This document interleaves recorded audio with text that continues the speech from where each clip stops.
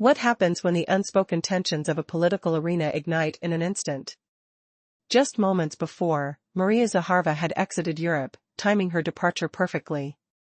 She was about to deliver a line so powerful that it could change the course of history. A phrase directed at a young man stood poised to tip the balance of power. Delegates expected mere discussion, oblivious to the storm that Zakharova was brewing. What could she possibly say that would electrify the room? As she strode into the hall, the atmosphere thickened, silent, charged. Her presence was understated yet fierce, akin to a subtle breeze that hints at an impending storm. Clad in a minimalist dark ruby outfit, sans heavy armor or dramatic flair, Zakharova projected strength through simplicity. A glimmer of silver hinted that beneath her calm demeanor lay the capability for fierce resistance. Each step she took resonated with purpose and challenge, the tension palpable as delegates braced themselves for what might unfold. In this seafood aquarium of emotion, where breaths were held and anticipation thick, a vital conversation began. The table held the case of Maya Sandu, now visibly shaken, her expression a mix of determination and despair. Draped in white and light blue, the threads of diplomacy were fraying. Her voice echoed through the room, sharp as the twist of a lemon in a glass, a reminder of the stakes at hand. Today, we are not merely addressing formalities. We must confront the reality of Russia's interference in Moldova's internal matters, she asserted. With a pause, the air shifted, and cameras focused intently. The German delegation stirred, uneasy. Sandu pressed forward, claiming Moldova's independence, a declaration that felt light against the heavy backdrop of truth.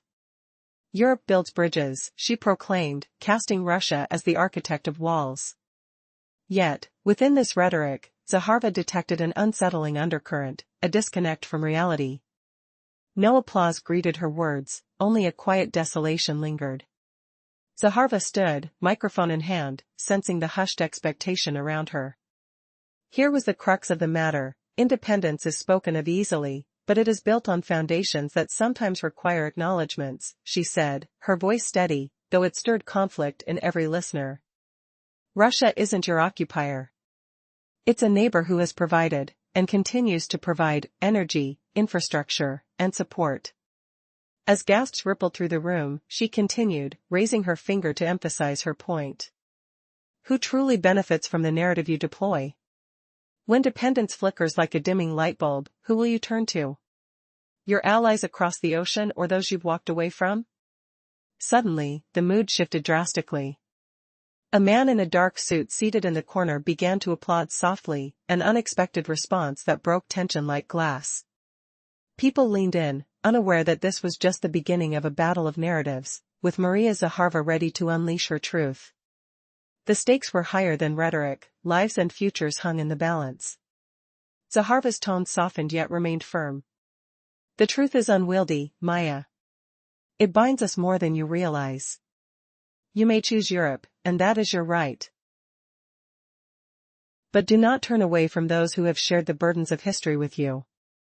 In a quiet but pivotal moment, the entire room breathed again, each delegate now caught in the current of Zakharova's resolve. She prepared for the final push, understanding that this was not just political.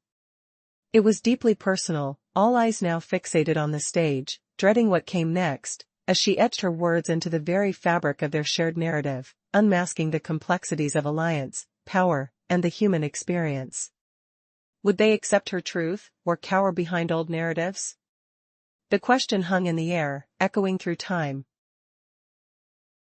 In a dramatic confrontation, Maya Sandu, the leader of Moldova, faced a pivotal moment filled with tension and uncertainty. Clad in white with blue hues, her attire subtly indicated the weight of her role. Her expression, an uneasy blend of determination and vulnerability, told a story of a nation caught between choices. Each word she chose was like a calculated move in a high-stakes game. With palpable intensity, she proclaimed, "Today, we are not merely discussing formalities.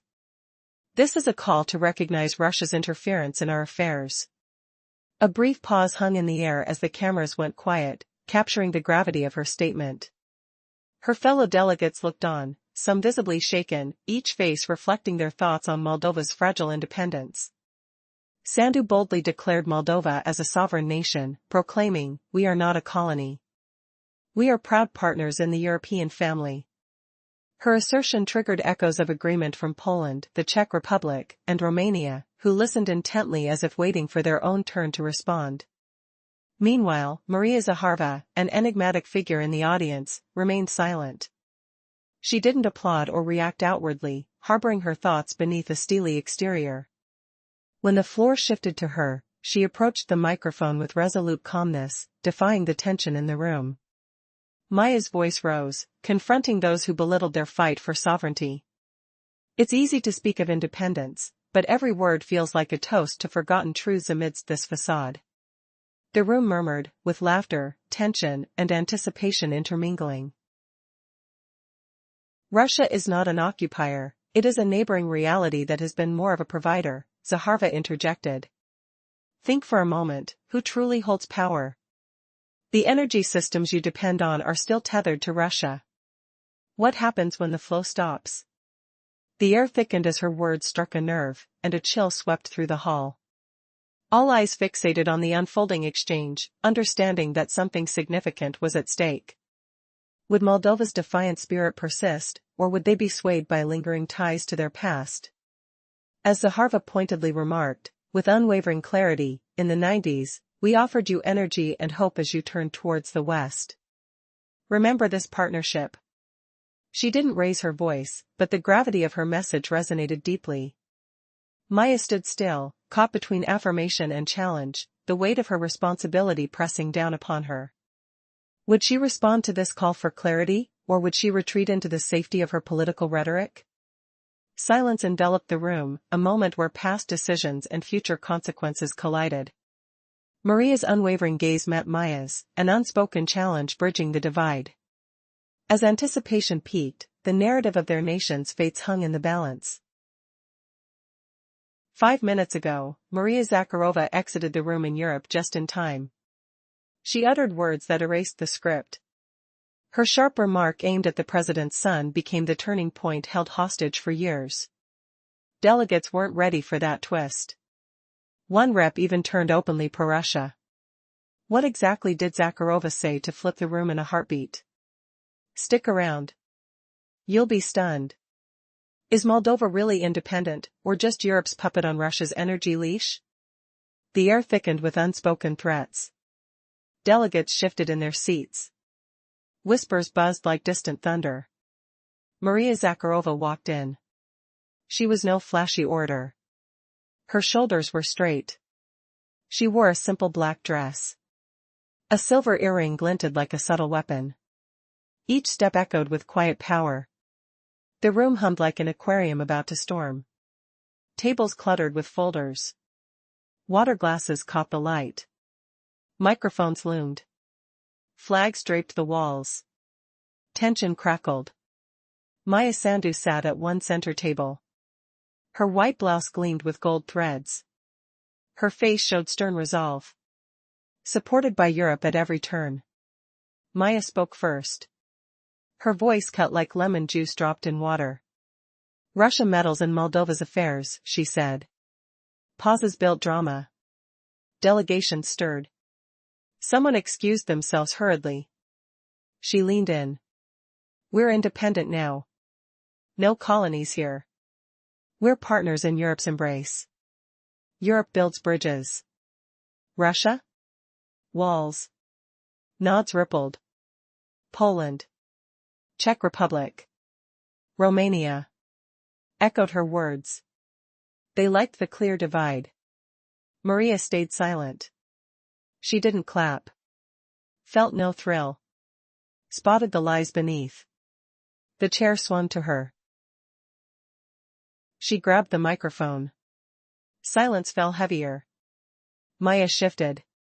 Trying to speak louder. But Maria countered softly. "You talk independence easily. Yet it starts with grants. Ends in toasts at receptions." Chuckles mixed with nerves. Delegation murmurs. "Russia's no invader," Maria said. "We're neighbors. We built power plants. Schools too. Protected you. Felt responsibility. The room swayed. Sun slipped through curtains. Maya's face paled. But her voice fought back. Maria pressed on. Half Moldova's energy ties back to us. Is that your freedom? Maya glared. No reply. She masked her thoughts. Too quick. Too real. Maria leaned forward. What if Russia shut off the gas tomorrow? Who would prop you up then? Who? Brussels or Pentagon hawks? The hall froze. Delegates from India, China watched. A man in gray clapped softly.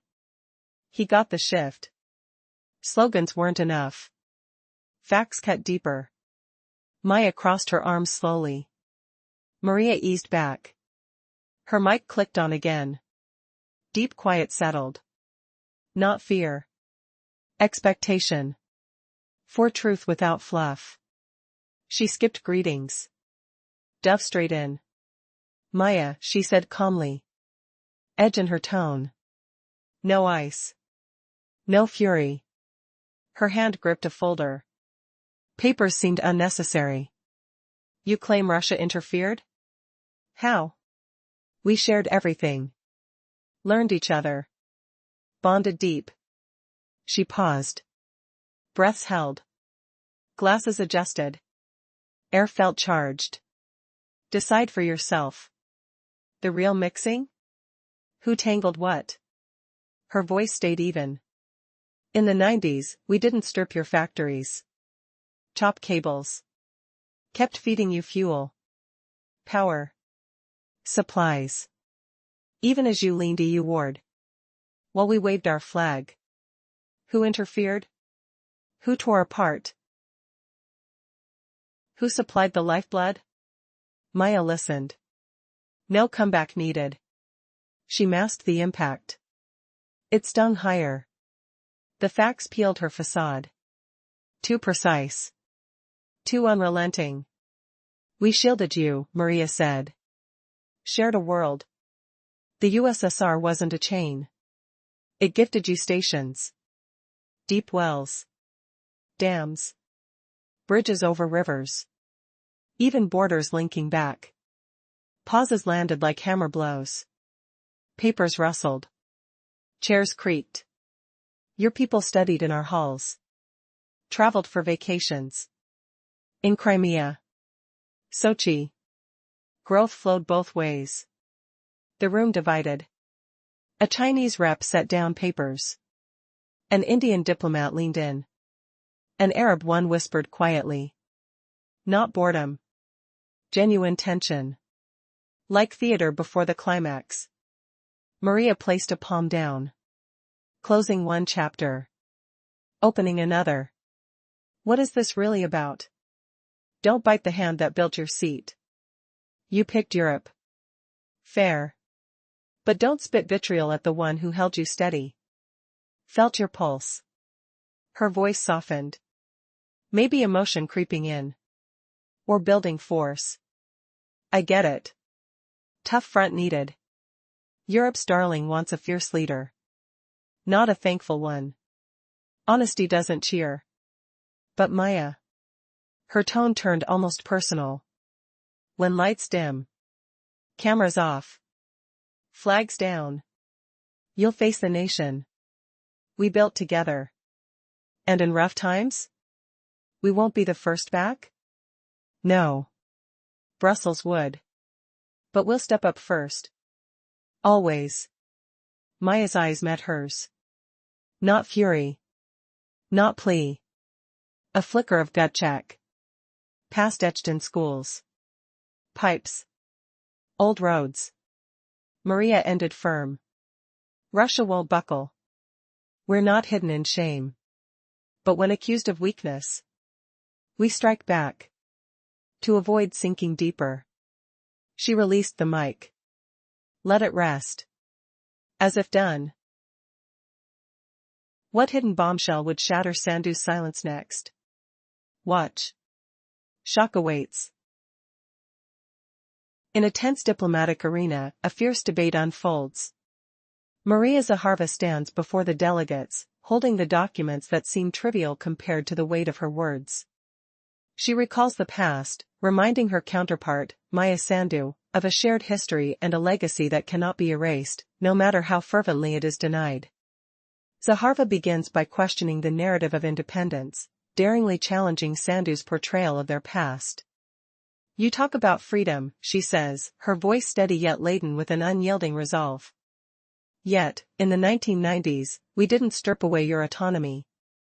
We supplied you with resources, fuel, and electric power when you grasped for the door to the European Union." The room shudders with the weight of her proclamation, as if the air itself thickens with the unspoken truths hanging between them. Sandu remains silent, her rigid demeanor faltering under the weight of Zakharova's accusations. The audience shifts in their seats, stirred by the charged atmosphere. A whisper of disbelief ripples through the hall as Zakharova insists, "We protected you during the decades of turmoil. Your children studied in our cities, and your citizens enjoyed our hospitality. Your claims of dependency paint a misleading picture."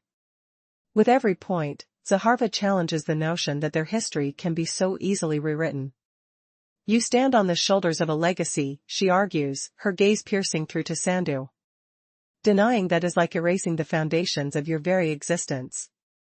She pauses, allowing the weight of her words to sink in. It's a moment laced with tension. The kind that makes each heart race and each mind grapple with contradiction. Suddenly, a murmur rises from the audience, a Chinese representative leans forward, intrigued. Zakharova continues, letting a hint of sarcasm lace her voice. "Where's your gratitude for the engineers and educators who shaped your path? Are those hands not worthy of recognition?" The room holds its breath, caught in a charged moment as Sandu stammers, caught off guard. Now, Zakharova leans in closer, her tone softening with a quiet strength.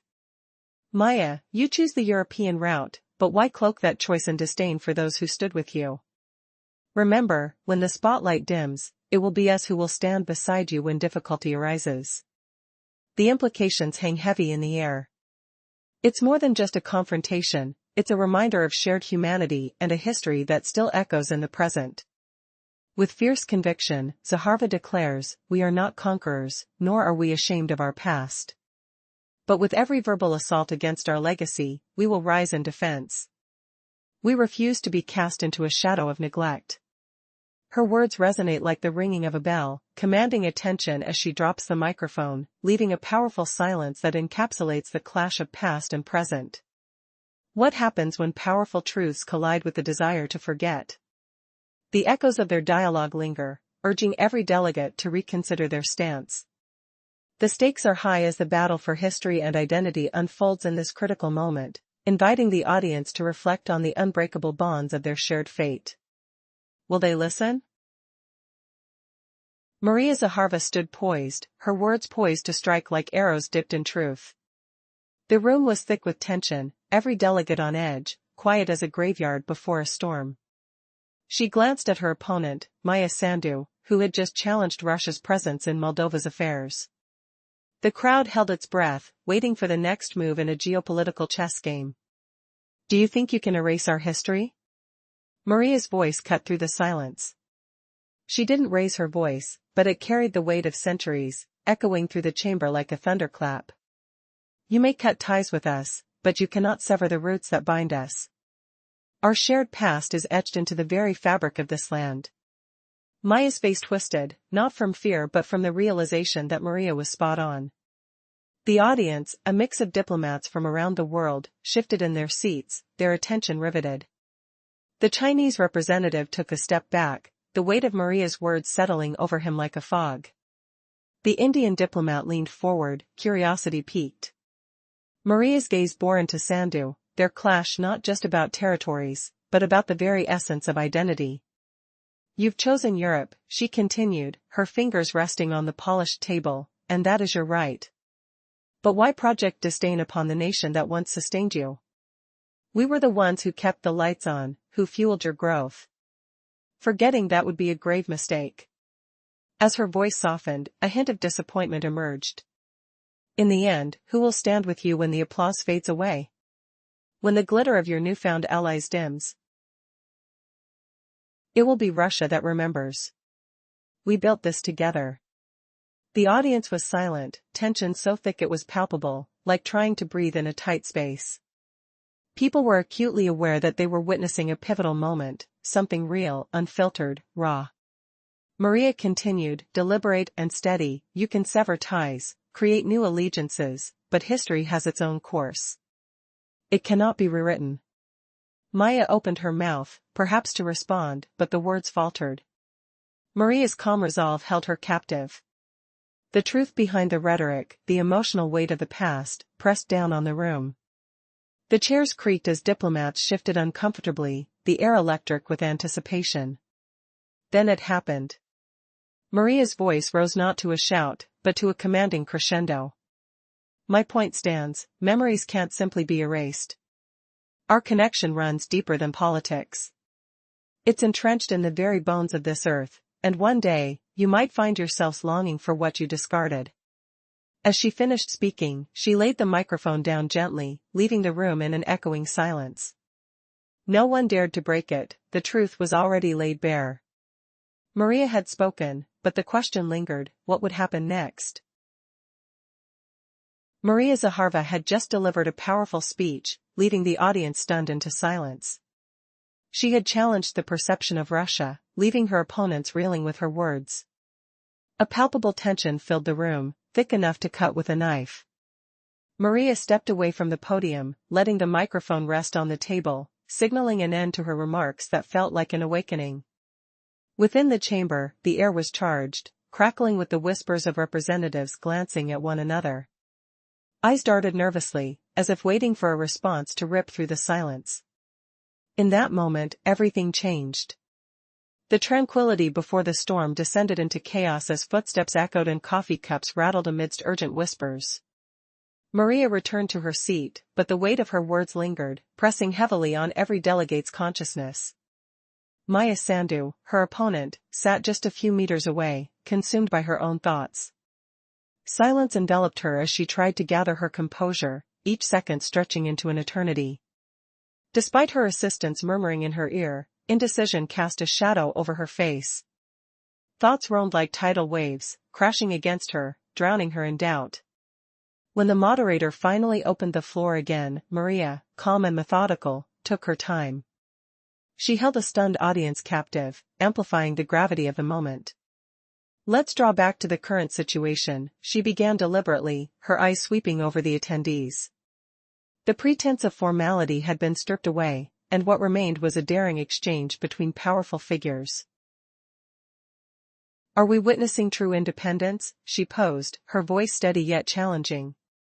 Each word resonated deep within the souls of those present, igniting a fire that had long been smoldering beneath the surface. Diplomacy had morphed into a battleground, and Maria was ready to fight fiercely. Doubt shadowed the hall as tensions mounted. Would Maya rise to answer? Would she find her voice among the challenges of the past and present? In that charged space, every delegate became acutely aware that they were standing on the brink of a significant revelation, a moment that could redefine alliances and reshape narratives forever. In a moment that could shift the balance of power, Maria Zakharova stood at the forefront of a diplomatic showdown, her presence electrifying the air in the room. Just moments after stepping off the train from Europe, she was no ordinary politician. Her approach was subtle yet commanding, with a simple, elegant style that conveyed strength without ostentation. The tension was palpable as she entered a hall filled with delegates, all eyes fixated on her, hearts pounding and breaths held.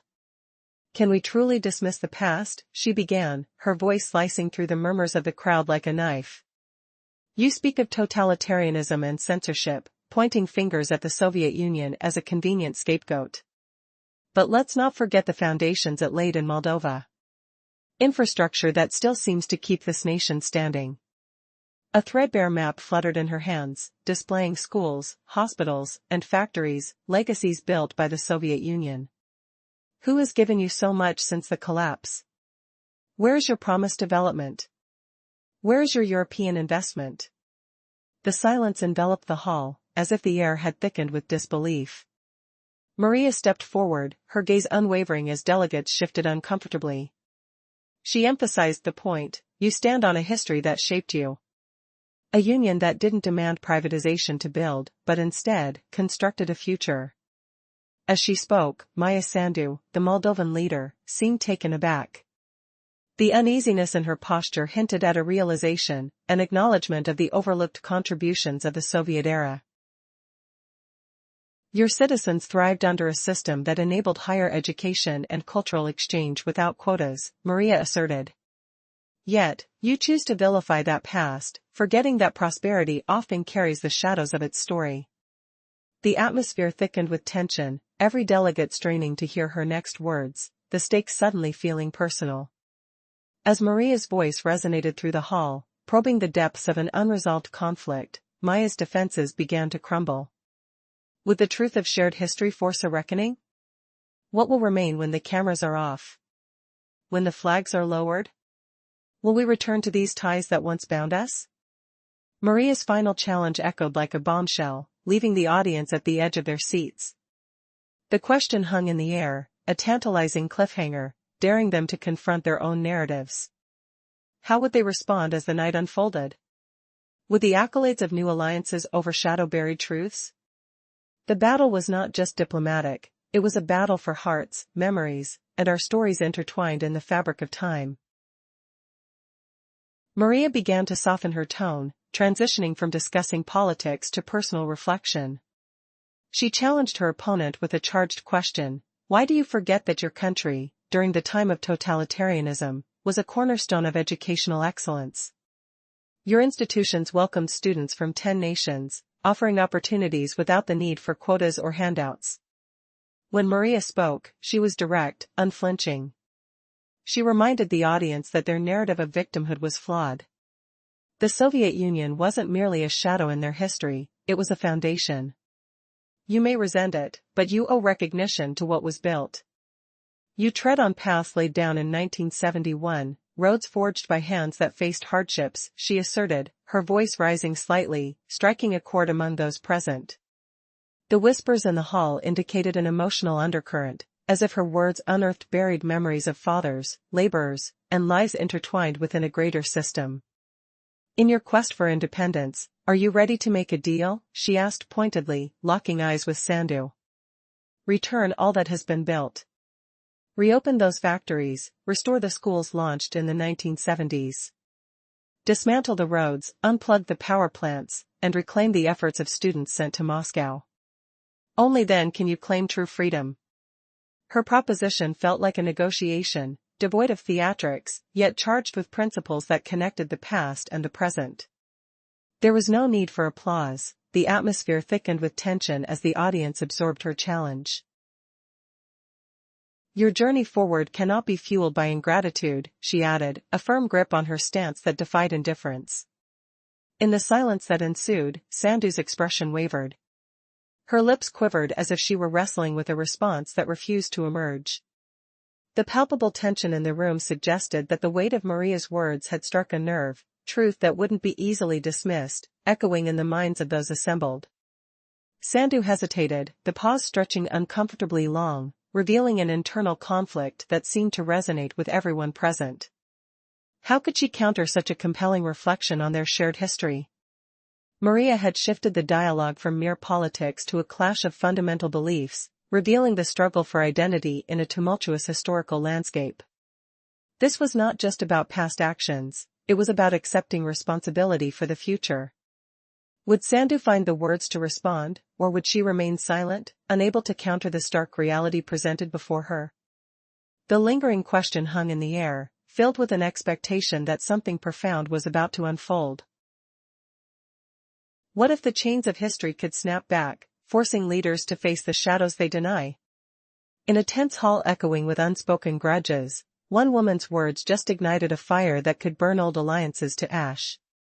347 characters, just moments ago, Maya Sandu sat frozen in heavy silence, the weight of the room pressing on her like a storm about to break, every eye waiting for her to shatter the quiet. But now, fury sparked in her eyes.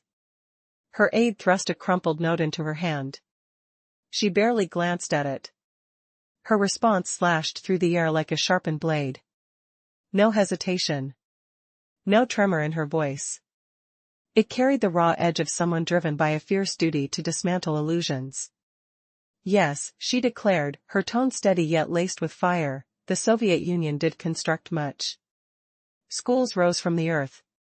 Hospitals welcomed the sick. Roads snaked across the land, connecting forgotten villages. The air thickened with the scent of polished wood and stale coffee from nearby tables. Delegates shifted in their seats, the creak of leather chairs punctuating the pause. Yet Sandhu's words twisted sharper. But woven into that legacy were chains. Bands that silenced dreams. Prison cells swallowing dissenters. A rigid power structure towering over us, never pausing to ask what the people truly craved. Rhetorical fire burned in her gaze. How could anyone call that a gift? It was domination disguised as aid, a grip that choked independence before it could breathe. Murmurs rippled through the hall like distant thunder. A smattering of applause broke out, soft at first, then swelling from the Eastern European bloc. Estonia's delegate nodded sharply. Latvia's representative leaned forward, eyes gleaming. Poland's voice cut in, quick and pointed, like arrows loosed from a bow. We remember the cost, one called out, the words bouncing off the high ceilings. Sandhu pressed on, her pace quickening, heat rising in her cheeks like embers flaring. I grew up in a world of stark choices. Loyalty or oblivion. Speak out, and vanish. Stay silent, and survive.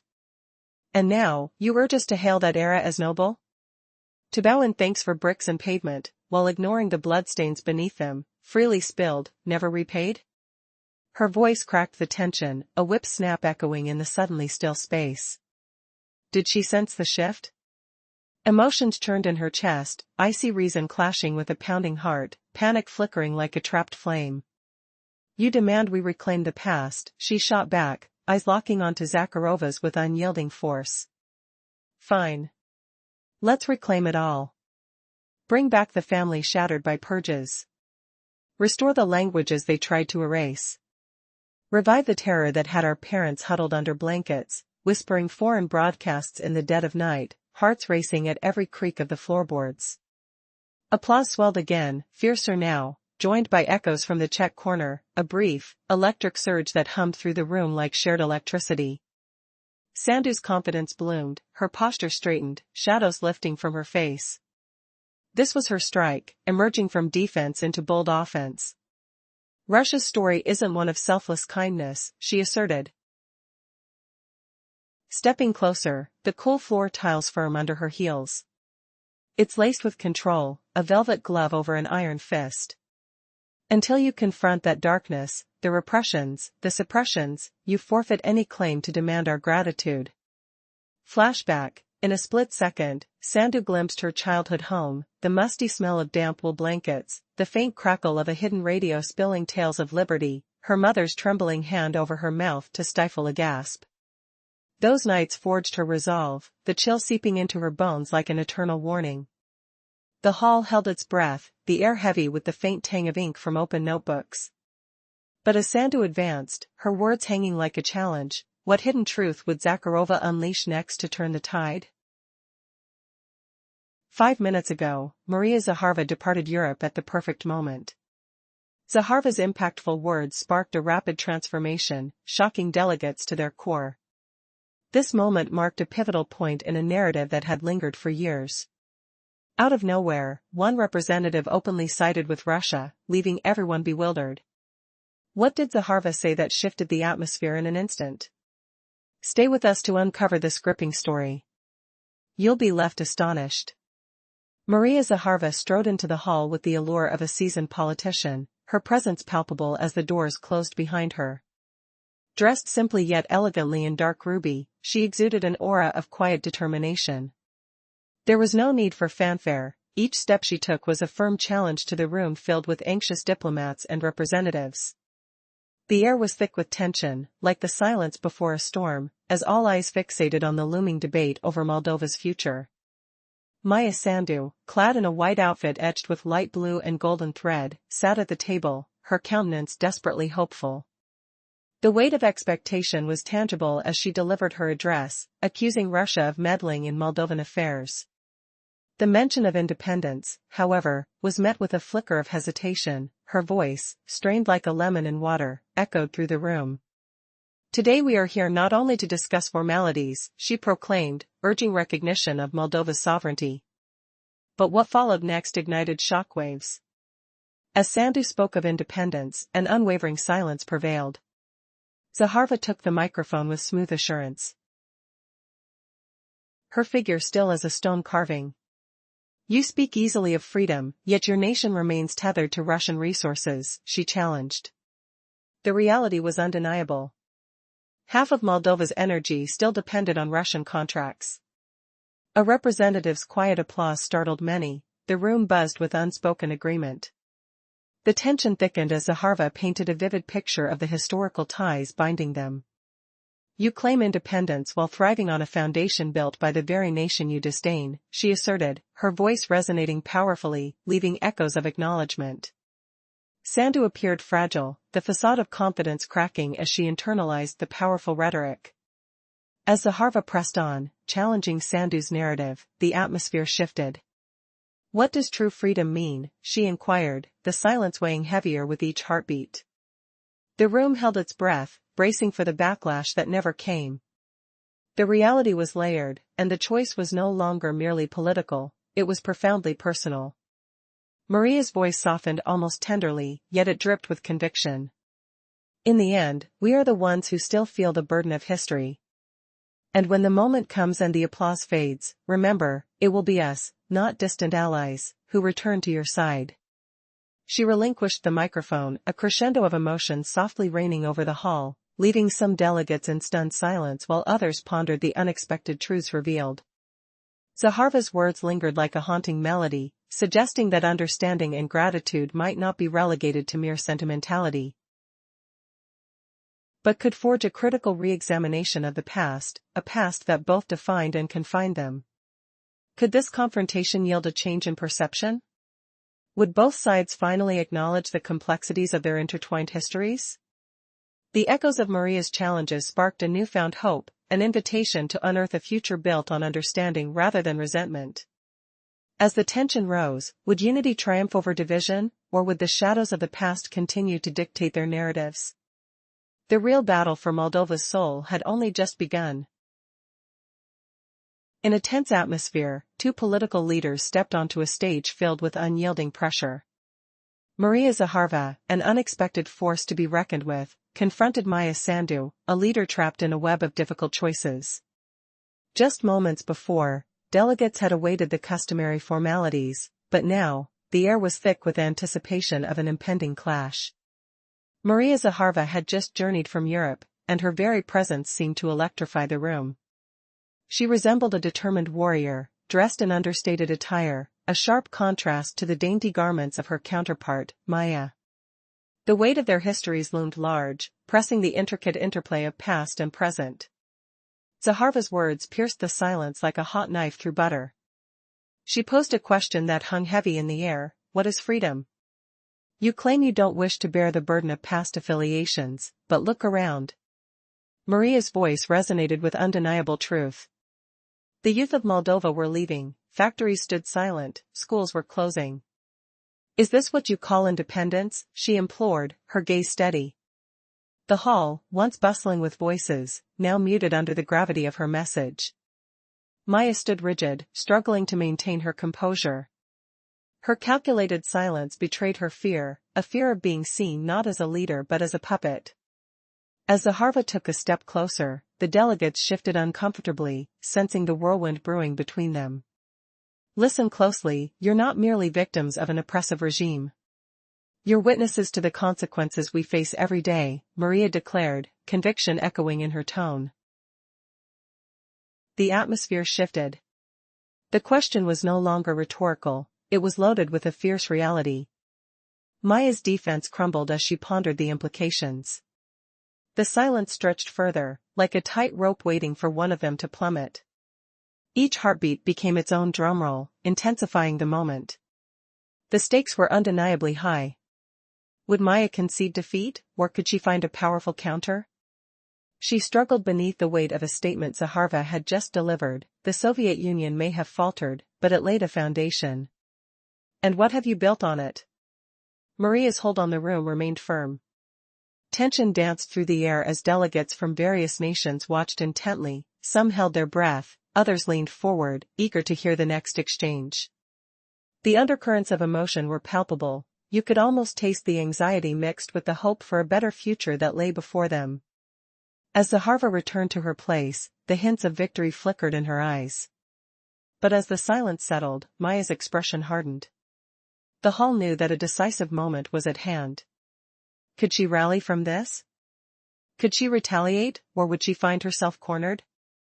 In that charged instant, the urge to know the outcome overshadowed all else. Would Maya respond with a defiant voice, fortified by the resolve of her people, or would she falter under the weight of history? The room poised itself at the brink of revelation. The next spoken word could alter their fates forever.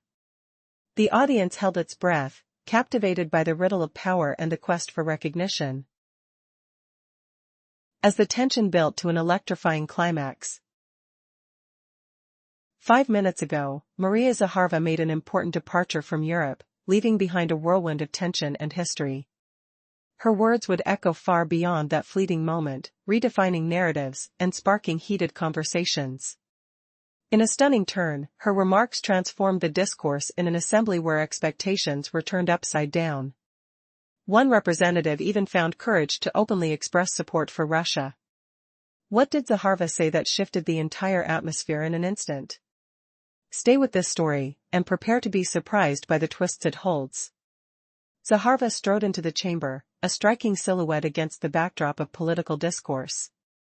She wore a simple yet elegant attire, devoid of excessive garnishments, which radiated an unspoken intensity.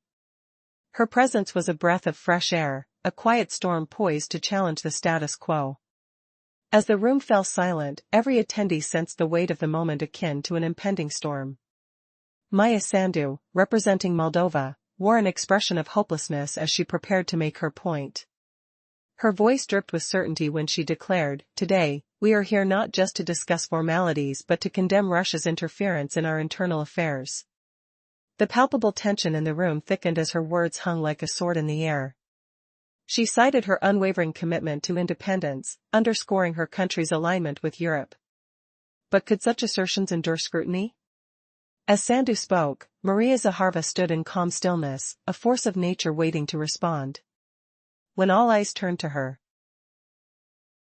she took the microphone with the ease of one who knows the power of silence. The hall was suddenly wrapped in quiet anticipation. Sandu's bravado fizzled as Zakharova countered, "It's easy to claim independence when you have never faced the price of such a declaration." The ripple of discomfort swept across the attendees, a crack in their unified front. "Let's not forget," Maria continued, "that your current freedoms are built upon sacrifices made by our shared past." Her voice, though quiet, resonated like a soft thunder. The mention of historical sacrifices struck deep chords within the audience, stirring nuances of shame, gratitude, and unaddressed wounds. "What if tomorrow, your energy supplies vanish?" she asked, narrowing her gaze on Sandu. "Who will come to your rescue? Your allies in Brussels, or those who've stood by you through thick and thin?" Her words ignited a flurry of reactions from the delegates. Some shifted nervously, while others whispered, absorbed in debate.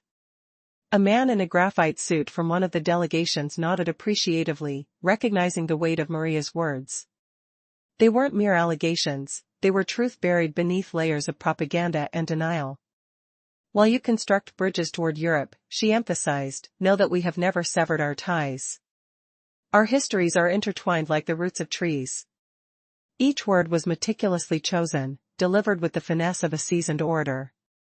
Zakharova's voice gained strength, weaving a narrative that confronted the shadows of the past while glossing over the complexities of present relations. Then came the directional twist.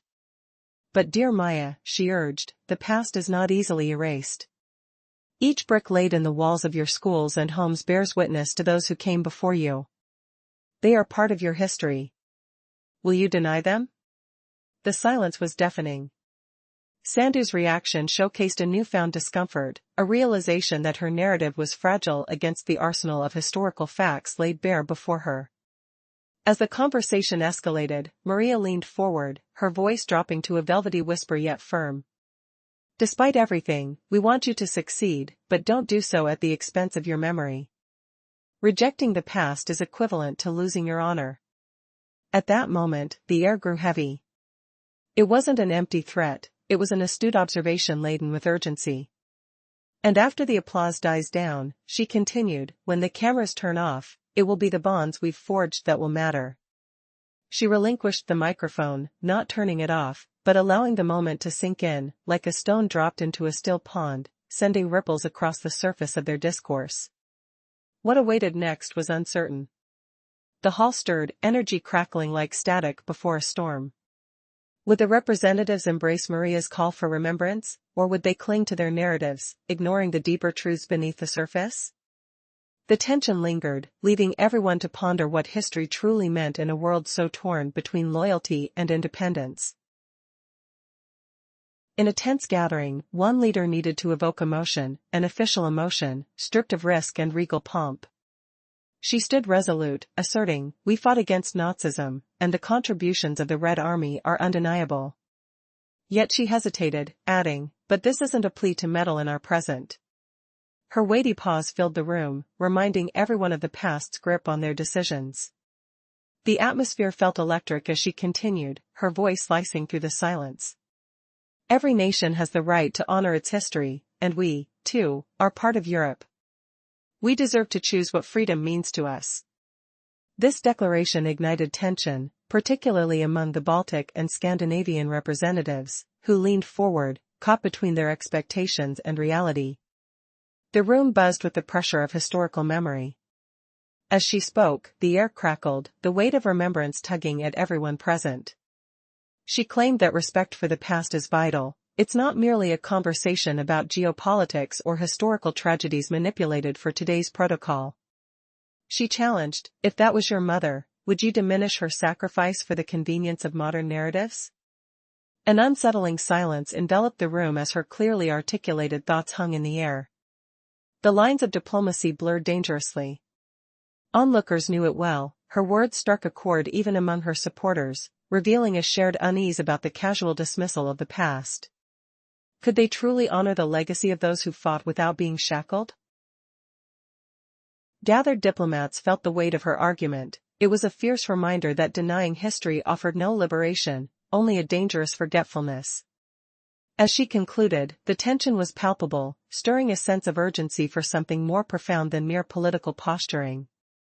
And as one observer daringly applauded, did everyone realize that narratives are shaped not just by facts, but by the emotions that drive them? The challenge between past and present simmered, waiting for another voice to rise. What would the next moment reveal? The sense of impending revelation hung in the air, a promise of confrontation and clarity yet to come. Would the echoes of history change the narrative or reinforce the divide? The next chapter awaited, teetering on the edge of silence. In a heated moment a few moments ago, Maria Zakharova departed from Europe, navigating through the whirlwind of political tension. Armed with a single phrase, she would soon unleash a storm of change, igniting an atmosphere that had remained unchanged for years.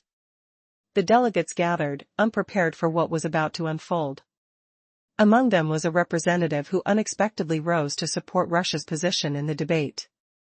What could Zakharova have said to transform the mood in an instant? Stick around, because this tale will astonish you. Maria entered the chamber like a breath of fresh air. She wore a simple, elegant dark ruby outfit, devoid of ostentation, signaling her resolve. An aura of anticipation filled the hall, reminiscent of a tense theater, where everyone's breath seemed to hitch as the doors shut behind her. With silent urgency, she approached the podium, prepared yet unassuming. The air was thick with unspoken tension, every eye focused on her, holding their breaths, knowing that something pivotal was about to happen. Maia Sandu, the Moldovan leader, exuded desperation in her demeanor. Draped in a flowing dress that echoed her resolve, her words carried weight. "Today we are not merely discussing formalities, We gather here because Russia is meddling in Moldova's affairs, she proclaimed. At that moment, the hall fell silent, her words sliced through the air like an unexpected shout in a library. The urgency was palpable, almost a physical presence. But Maria's reaction was one of restraint. She stood up, not rushing to interrupt, but asserting herself calmly. Taking the microphone amidst the sudden stillness. Maya, she began, you're so eager to discuss independence now. But whose hands have built the roads beneath your feet? Whose energy still powers your homes? Her voice, calm and melodic, drew the attention of the room like moths to a flame. Tension surged as delegates eyed each other, sensing the weight of her words. The tide had shifted.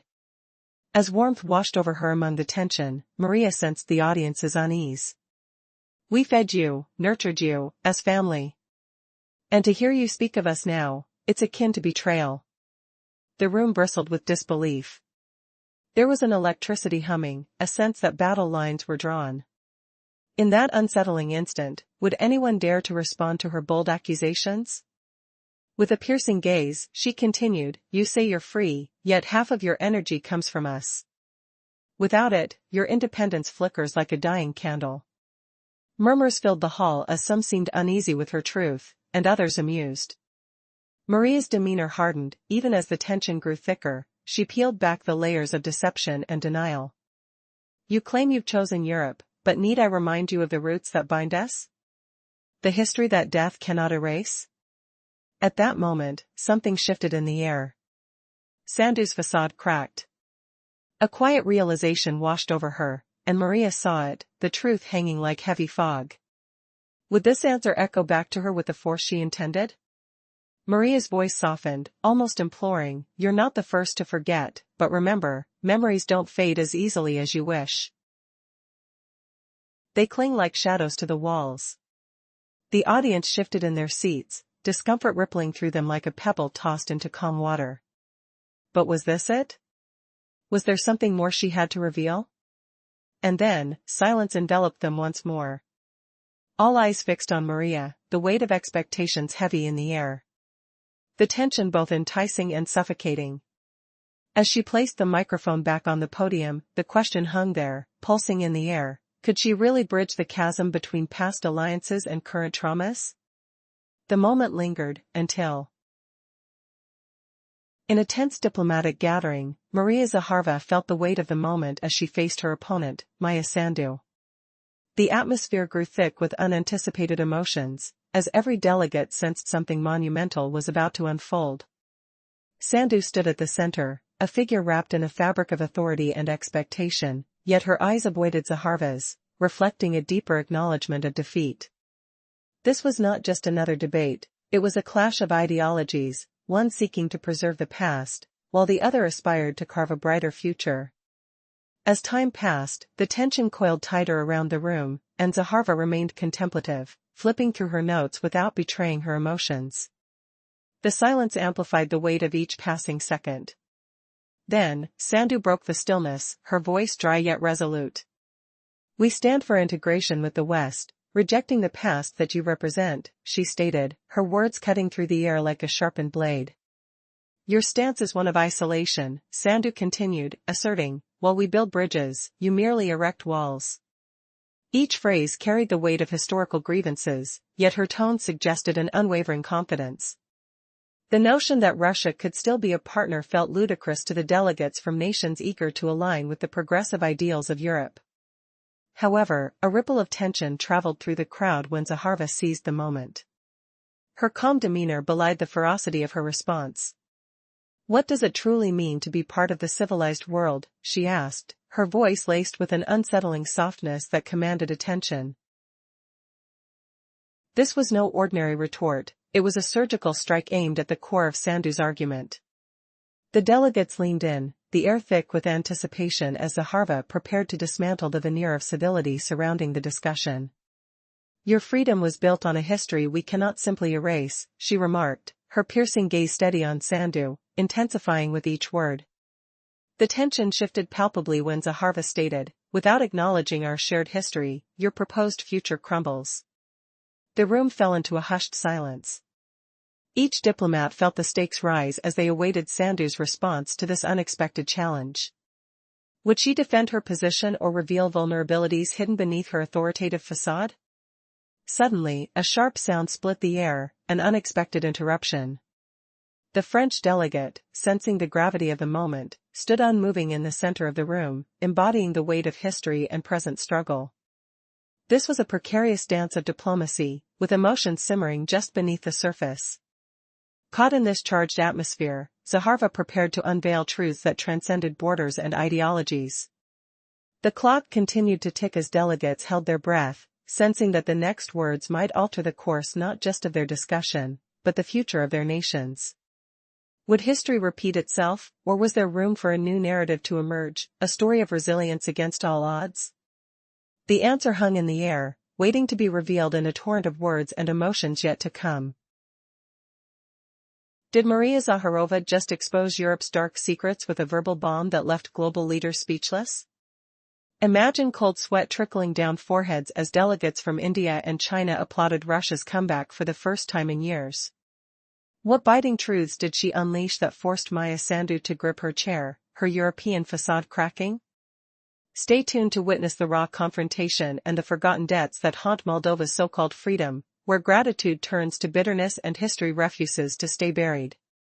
In the shadow of that tense silence, Maya Sandu recoiled, her European poise fracturing under the weight of unmasked realities. Delegates whispered in veiled tones, the air thick with the scent of unease and anticipation.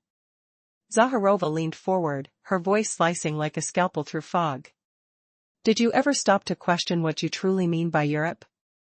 Can you define this so-called civilized world that demands amnesia from its strays?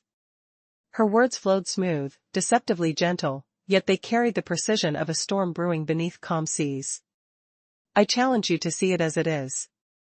In Europe overrun by uncontrolled migration, where factories shutter and jobs vanish like mist. In Europe where they preach 42 genders but can't protect their own children from the chaos of unchecked borders. The sound of shuffling papers echoed sharply. Egypt's delegate shifted, the scratch of fabric against wood betraying his discomfort. You claim to build bridges. But look closer, those bridges lead straight into deserts of debt and division. Gas prices soar 4 times higher than ours. Rhetoric about partnerships crumbles under facts. Your industrialization falters while ours thrives. The aroma of unease filled the room, like overheated projectors humming in the background. And you, Maya Sandu, nodded in hollow agreement, unprepared for this barrage that exposed Europe's vulnerabilities where dialogue once masked as strength. Flashback struck then, vivid memories of charts from the 1990s flashing before eyes, the dank smell of mildew in abandoned factories mixing with the distant clang of construction cranes under Soviet skies, rough cement dust coating hands as workers built the very infrastructure now scorned, the echo of hammers pounding against steel a symphony of shared effort long forgotten. You label Russia isolated, yet we expand trade with India and China, forging real alliances in the BRICS circle. Our plants don't relocate, they multiply, churning out goods that sustain lives. Is that isolation, or is it just your inability to compete? Delegates from Poland and Romania exchanged glances, the faint creak of chairs a sign of shifting alliances. Meanwhile, you scramble to join a club where your role is merely to parrot directives from elders you call partners, a form of submission, not equality. Journalists in the front row scribbled furiously, the rapid ticks of pens against paper filling the pause. Zakharova stepped closer, the faint rustle of her documents underscoring her advance. Europe taught you to seek leadership, but you clap loudest for those who blockade you economically. Why chase shadows when reality stands firm?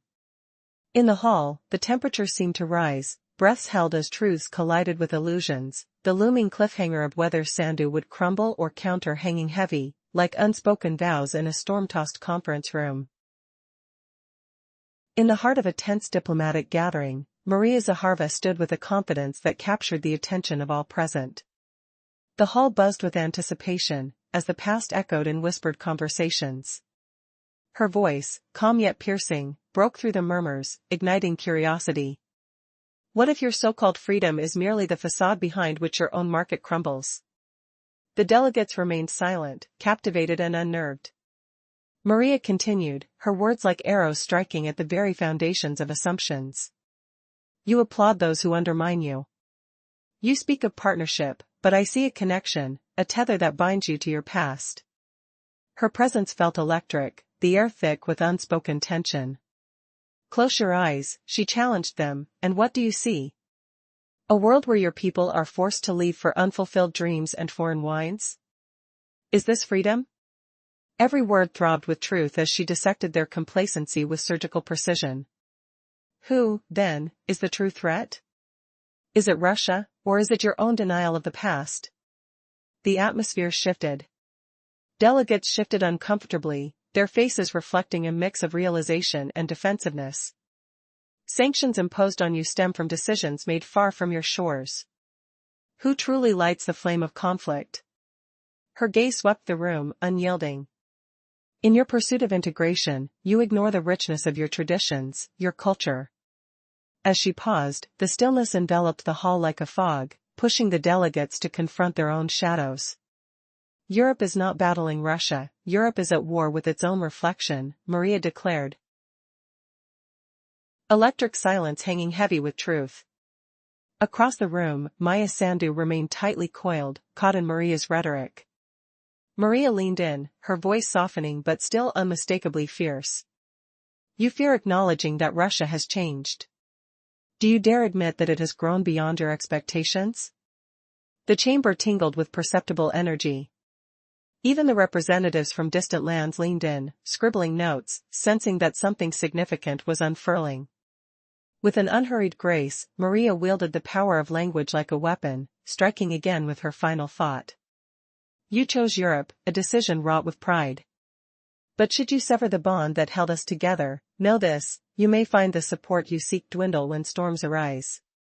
Ending her speech, Maria relinquished the microphone, a silent challenge lingering in the air. The room remained frozen, caught between acknowledgement and denial, a battleground of perspectives brewing beneath the surface.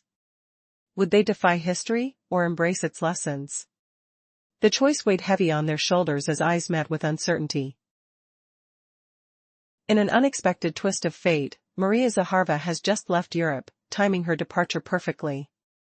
She sparked a significant revelation that reverberated through the crowded hall, resonating deeply in the hearts and minds of the attendees. Her words, directed at a critical audience, changed the direction of their discussions, leaving the delegates stunned. One representative even surprisingly voiced support for Russia, igniting a ripple of tension in the air. What did Zakharova utter that so dramatically shifted the atmosphere in that moment? Stay tuned to discover the full story's unfolding. A gentle hush enveloped the room, akin to the stillness before a storm as Zakharova entered. She moved with a quiet confidence, her modest attire, a dark ruby dress with a delicate silver detail, speaking volumes without uttering a word. Each deliberate step she took echoed through the hall, a challenge posed to the gathered assembly.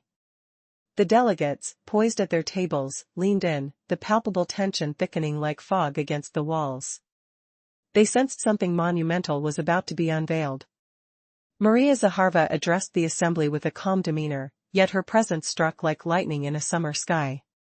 Today, we discuss something vital, she began, her voice slicing through the silence, each word heavy with significance. As she spoke, the air crackled with tension, her declarations about Russia's involvement in Moldova's affairs challenging the status quo. The eyes of her audience were glued to her, breaths held as if the very air itself held its story. But then came a jarring moment. Maya Sandu, Moldova's leader, stood, her expression a mix of resolve and desperation. You say we are dependent on Russia, she interjected, her voice carrying the weight of her nation's history. What about our independence? The murmurs in the crowd swelled as Zakharova's gaze sharpened, the moment hanging between them, fragile yet electric. Freedom without sovereignty is simply an illusion, Zakharova pressed, her tone unwavering. Look at the numbers. Nearly 70% of Moldova's energy flows from Russia. And after signing agreements with the EU, your economy has stagnated, barely 1.8% growth over 8 years. This isn't merely coincidence, it's a puzzle, solving it requires clarity, yet you seem reluctant to confront the reality of marginalization. With each phrase, she drew the room closer, igniting a fierce introspection among the delegates. Do you truly wish for independence? Or are you simply seeking validation from those who do not recognize your struggles? She challenged, her voice firm. Every eye remained locked on her, the atmosphere laden with unspoken questions and turbulent emotions. The tension was palpable, an electric current that surged through the hall as Zakharova masterfully navigated the stormy waters of political discourse. As she paused, a hush fell over the gathering, hearts racing. The delegates leaned forward, sensing the stakes had never been higher. Zakharova continued, you cannot deny your past, nor the roots that once nourished your growth. You want to carve a future free of the very foundation that supported you. But can you? What is this freedom worth if anchored in denial of tangible realities? Her rhetoric pierced through the layers of pretense, disrupting complacency. The silence that followed was deafening. The delegates were forced to confront uncomfortable truths about their allegiances and choices. Would they have the courage to redefine their paths, or would fear dictate their course? You can sever ties, she warned, the weight of her words echoing in the stillness. Yet memories are not easily erased. Every choice comes with consequences. With that, she placed the microphone down, not deactivating it but relinquishing it, letting the unfiltered truth hang in the air. The audacity of her stance reverberated through the hall, leaving everyone to ponder, how would they navigate this pivotal moment that could shape their country's future? In a tense political arena, Maria Zakharova emerged as a force to be reckoned with. Just moments ago, she departed from a backdrop of uncertainty in Europe.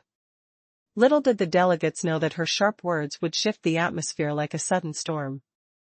Zakharova, addressing her son, delivered a line so poignant it reverberated through the dull air of the conference hall. The representatives had anticipated a mundane gathering, yet they were unprepared for the fierce assertion of Zakharova, which sparked an unexpected alliance, with one representative boldly siding with Russia. What ignited such a dramatic shift? Stay tuned to discover more. As Maria strode into the chamber, her presence was impossible to ignore. She wore a simple, elegant outfit, a dark ruby hue that seemed to inhale the shadows around her, making her ethereal. Each step echoed like a challenge amid the muted breath of the crowd.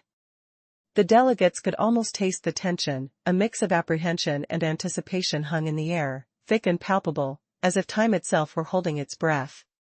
On one side sat Maya Sandu of Moldova, her expression a mask of despair. Clad in white, she projected a fragile confidence. Today, we gather not just to discuss formalities, she began, her voice trembling with conviction. We stand to confront the harsh reality of Russian interference in our affairs. A murmur rippled through the room, some resistance masked by polite applause. But Zakharova remained impassive, her heart resonating with an unyielding resolve. With a flick of her wrist, Zakharova seized the microphone, silencing the whispers. Her voice,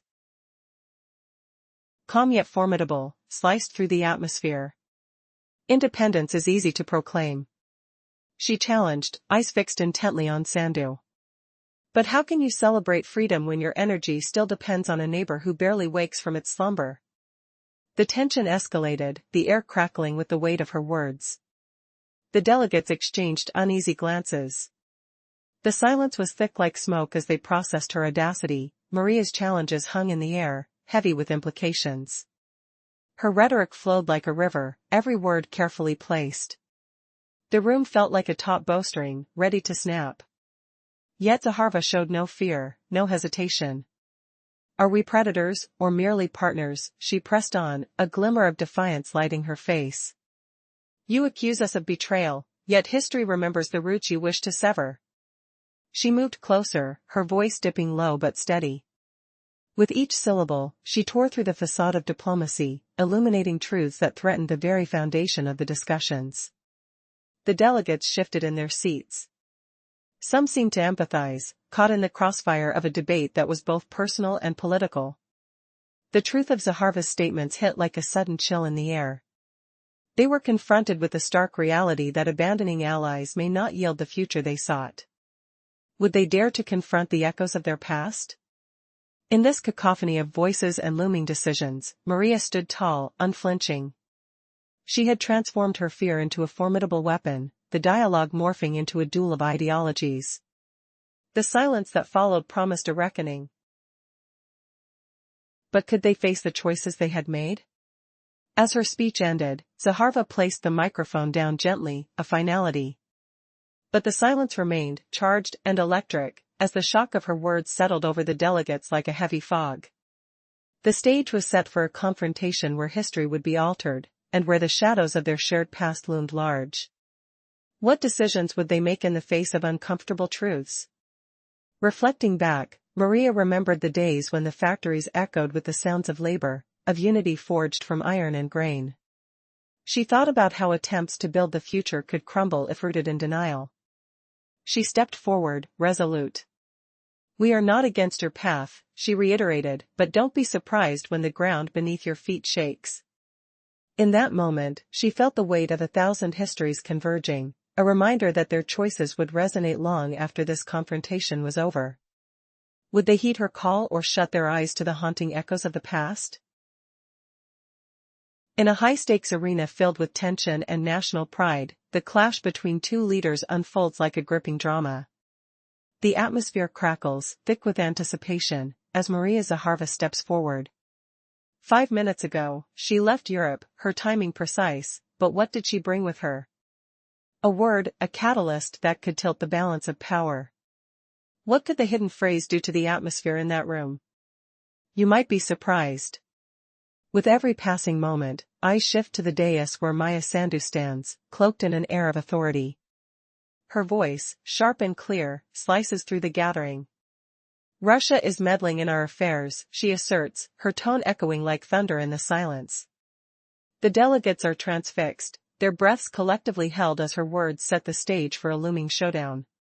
Yet, Zakharova, with her poised demeanor, is ready to counter. What follows will leave you questioning everything you thought you knew. As Sandu paints Russia as the perennial villain, claiming independence and partnership with Europe, Zakharova, ever unflinching, rises to challenge every notion. "Is it so easy to dismiss history?" she queries, her voice calm but firm. "You say we've built you, but on whose terms? Do you want freedom or just the illusion of it?" The audience feels the weight of her questions like a cold wind blowing through a barren landscape. As Zakharova pushes against the narrative, the tension rises, and the stakes become painfully clear, lives hang in the balance of their words. Suddenly, Zakharova doesn't just respond, she revolutionizes the discussion. "Remember this phrase," she declares. "Nothing was given without a price." She poses an audacious question that echoes throughout the hall: what if the very freedom you cling to is built on the sacrifices of those you now forsake? The room holds its breath, each word striking like a hammer, an unexpected twist that shifts the energy drastically.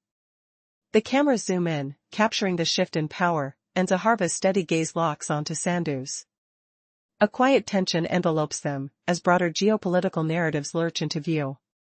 In that charged moment, it becomes clear that this isn't merely a battle of policies, it's a struggle for identity, for memory, and for a future unshackled from the past's heavy chains. Sandu, visibly rattled, struggles for words, to invalidate Zakharova's claims or to reaffirm her stance. "You speak of gratitude, but who asked for a rescue? No one sought to have you watch over us," she retorts, her voice trembling with defiance. The crowd murmurs, the air thick with uncertainty and the smell of confrontation hanging like smoke. Challenged to backtrack, Sandu's sharp facade begins to crack. Yet, in the heart of that political maelstrom, Zakharova stands unyielding. "It's easy to blame the past," she intones, her voice softening, "but true courage lies in crafting a new narrative." And with that, she dismisses the superficial alliances that have kept them confined. Will Sandu rise to the challenge, or will she crumble under the weight of her own rhetoric? The finale draws near. Zakharova's concluding words echo like a war song, stirring passion. "Our history shapes us, but it doesn't bind us. We have the choice." The gathering hangs on these decisive moments, realizing that freedom cannot be a mere bargaining chip but a fundamental right. And the camera captures it, the precise moment when everything changed. One leader stands emboldened in the face of conflict, while another grapples with the tide of consequence. Who will emerge victorious in this war of ideologies? As the lights dim, one thing is clear: history will not forget this day. In a tense atmosphere, where every eye is poised and every breath is quiet, the stakes rise high. Maria Zakharova steps toward the table, her presence reverberating through the air like an impending storm. You claim to lead, she starts, her voice steady yet piercing, but how much blood is on your hands? As the microphone crackles to life, the sound becomes almost electric. The room is suffocating with tension, the delegates trapped in a moment pregnant with possibility. Who funds your wars? She continues, challenging the intentions of her opponents. She glances at Maya, the representative from Moldova, and wonders aloud, you consider yourself liberated, but at what cost? The silence thickens, heavy as the weight of history. Maria's gaze sweeps the hall, eyes locking onto the tense face of Maya, whose demeanor carries the burden of a past many wish to forget. Who do you thank for your rise? She presses. Who believed in you when others did not? Maya can only stare back, her expression a mix of defiance and uncertainty. The room collectively inhales, a shared moment of reflection lingers like the scent of fresh coffee and uncertainty in the air. Maria is relentless, your predictable rhetoric is as stale as the air around us. Is your freedom merely a facade? The delegates murmur among themselves, doubt creeping in. Russia doesn't seek your love, Maria asserts with a finality that hangs in the atmosphere. But don't point fingers at us for your choices. We won't feed those who wish harm. An unsettling quiet envelopes the hall, where even the walls seem to listen. After a brief pause, where only the soft rustle of paper can be heard, Maria lets her words sink in.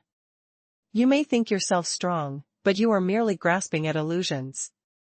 The real struggle is far from what you perceive. At that moment, the air crackles with anticipation. Who will break first in this war of words? The tension is palpable, the outcome uncertain. Will Maya respond to the accusation, or will she falter under the pressure? The room waits, breath held, unsure of what momentous reveal comes next. What will the next blow be in this ongoing battle of words? The tension hung thick in the air, like fog over a battlefield. Delegates sat frozen, the meeting stalled without speakers or moderators dominating the podium, and then the Serbian envoy rose, his voice daring to break the silence. In that charged room, where every glance felt like a silent accusation, how would the Serbian delegate's words shake the foundations of alliances? The taste of bitter coffee lingered on tongues, mingled with the musty scent of old documents, as he prepared to expose truths long buried.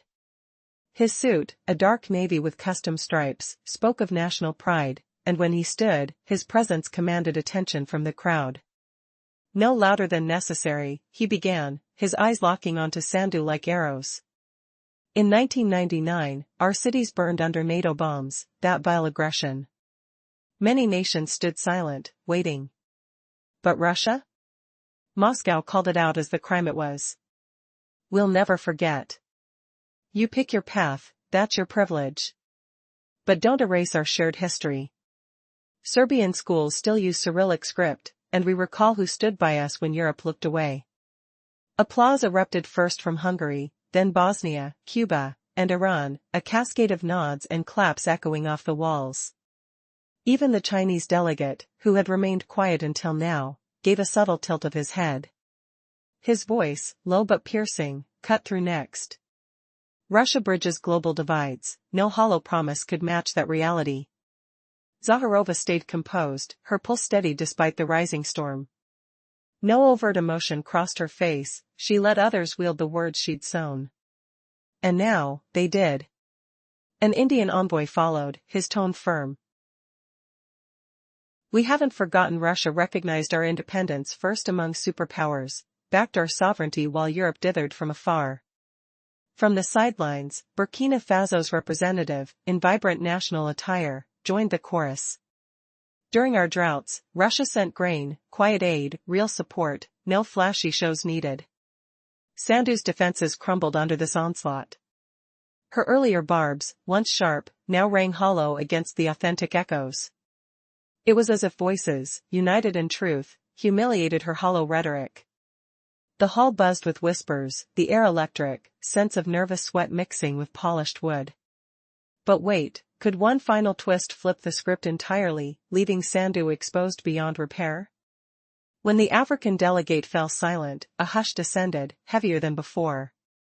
Paper rustled faintly, chairs creaked, tensions building, as if the room itself anticipated a seismic shift. Yet, Zakharova, unflinching, knew this momentum was tipping. The words Sandhu had unleashed were now erased by reality's weight, turning her from accuser to the accused. Like a speaker drowning in noise, she faltered. Then came the pinnacle, a chronicle-worthy instant, etched forever. Delegates from unexpected corners unleashed barbs that would reverberate, dictatorships crumbling under undeniable facts. The hall felt alive, breaths synced, the odor of concession in the air. What revelation would shatter illusions next, forcing everyone to confront truths no one dared voice? Appliance hummed distantly, but hearts pounded louder.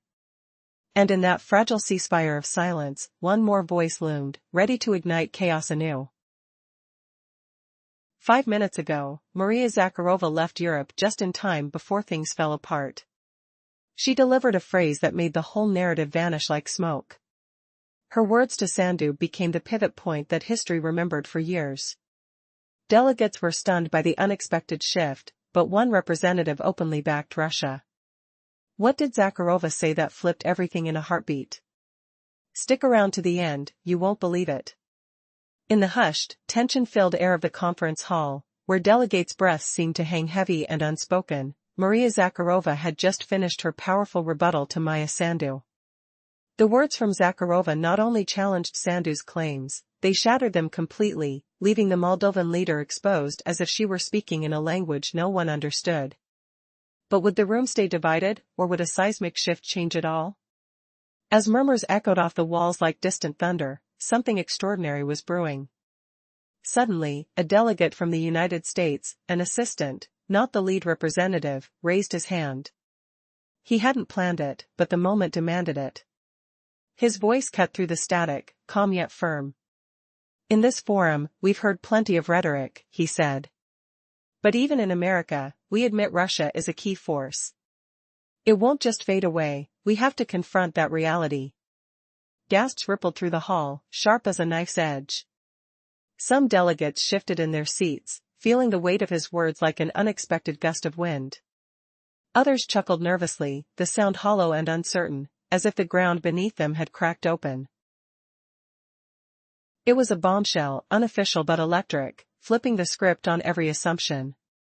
Zakharova allowed herself a faint smile, almost imperceptible, like a ripple on still water. She said nothing more. There was no need, her silence spoke volumes, the final note holding the room in thrall without a single extra word. The moderator glanced at the clock, trying to steer back to the agenda, his voice cracking slightly, but it was pointless. The damage was done. Key points had been made, vital messages absorbed. A CNN operator bolted from his spot, confused, tripping over cords that crackled like dry leaves. But time stood still. Zakharova didn't move much, she simply stood there, poised, her pulse steady amid the chaos. The entire hall seemed to rise with her. Looking from the side, her face showed no fatigue, no annoyance, just the quiet glow of a victor, unshaken by doubt. The room supported her now, even those who'd once wavered, fearing not defeat, but the unraveling of their facades. Zakharova's words transcended speech, they reshaped the geopolitical map, vivid and undeniable, like shadows lengthening at dusk. Think about it, a lone tree in a field might seem ordinary, but when a storm hits, everyone seeks shelter under it. That metaphor lingered in the air, palpable and heavy. The hall sensed the dawn of something unstoppable, a current that would surge forward. Russia isn't the storm, Russia is the sturdy oak, ancient and enduring, its roots too deep to uproot. Is Sandhu ready for what's coming, or will her European dreams crumble under the weight of undeniable truths? And then it hit, amid the fading echoes, the U.S. delegate's bold break shattered the illusion of unity. What if this support wasn't rogue, but the first crack in a dam?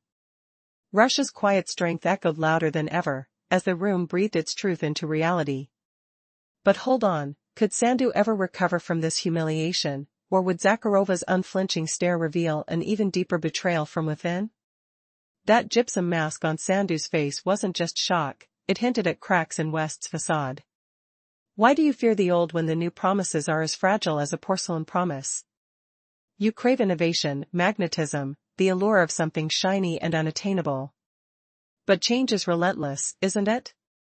And as the camera lingered off-frame, missing Sandu's hollow gaze, the real storm brewed beyond the lens. What buried truth will emerge to redefine everything we've seen so far? In the charged aftermath, Zakharova didn't crumble under pressure, she radiated inner power, unbothered by the uproar. The hall, once a theater of whispers and shuffling papers, now pulsed with her unyielding presence. No reproaches marred her expression, instead, a subtle radiance sparked, hinting at long-held convictions vindicated. Drivers outside hesitated, engines idling like anxious heartbeats, sensing the world's tempo shift.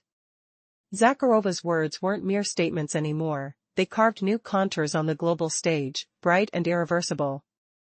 Consider this twist, when a tree stands alone against the gale, it's forgotten until crisis strikes, then everyone flocks to its steadfast shade. That imagery settled over the room. A thick fog of realization. Attendees felt the tide turning, a relentless flow gaining force. Russia embodies not tempestuous fury, but timeless resilience, the unyielding tree, defying time with roots buried in history's solid earth. Can Sandu afford to ignore this grounding force, or will her dismissal haunt her as metatarsals once sustained the very bridge she now crosses? As reactions swelled, could this unexpected backing signal a cascade of hidden alliances, threatening to upend decades of rhetoric? The damp chill in the air seemed to amplify every word, every unspoken fear. Britain's delegate tapped his pen anxiously, its rhythmic click echoing like a ticking clock. The sharp scent of overheated projectors mingled with nervous sweat, thickening the atmosphere. Why tremble at truths when lies feel so comfortable? Yet, Zakharova's rebuke lingered, a tactile reminder, touch the past's fabric, and authentic strength reveals itself, woven tight and unbreakable. But here's the pivot, Sandu, paralyzed in her seat, wasn't just defeated, she embodied the West's fragile boast. As the camera missed her desperate blink, what deeper rupture did Zakharova just expose? Imagine choking on bitterness, lips dry, heart pounding like muffled drums against the chest. That gypsum facade masks terror, doesn't it? It's not victory in speech, but in the raw ache of undeniable facts. Russia didn't merely counter, it resurrected buried debts, making Europe's support feel like borrowed armor. Can you sense the shift? When shadows of history lengthen, covering modern gambles and doubt, where do you seek refuge then? The hall's transformation was palpable, energy crackled like static before a downpour. Zakharova's stand redefined dynamics, her quiet assurance drew everyone in, magnetic and profound. Outside, tires screeched faintly, underscoring the upheaval within. No vexation touched her demeanor, she exuded a serene mastery, convictions proven true in the fray. Picture the analogy sinking, a solitary oak endures storms while trembling underbrush bends. That thought gripped the assembly, a hush filled with dawning clarity. Russia epitomizes enduring might, an ancient guardian of stability, its heritage anchoring futures. In this seismic moment, will Sandu's illusions collapse, exposing her dependence on bridges built by others' hands? Twist ahead, is this U.S. support a lone voice, or the harbinger of fracture splitting the Western front wide? The air buzzed with latent energy, expectations humming like distant wires. Arctic drafts slipped through vents, sending shivers across exposed skin, the chill of impending awakening. Rhetorical pauses linger, how does one disregard roots that fed for generations? Zakharova's lesson cut deep, sensory and searing, feel the grit of untold aid under fingertips, smell the ozone of harsh truths igniting debate. Not in heated rants, but in cool precision, breaking molds of pretense. Yet, as voices swelled, for Sandu to retort, her silence screamed louder. This wasn't mere oratory, it was revelation, humiliating the propped facade.